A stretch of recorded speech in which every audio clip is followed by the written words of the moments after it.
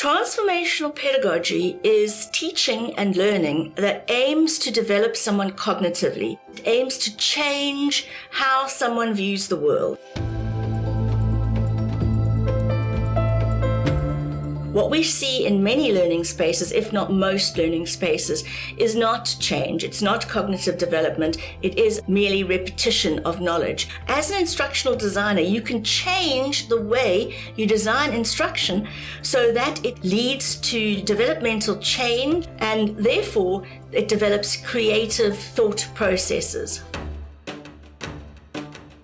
The theoretical principles that we base this course on will help you to analyze and critically reflect upon problems that you may face in the workplace or in the classroom. The practical tools we give you enable you to actually change what is happening in your environment, to work on the difficult spaces in order to create change.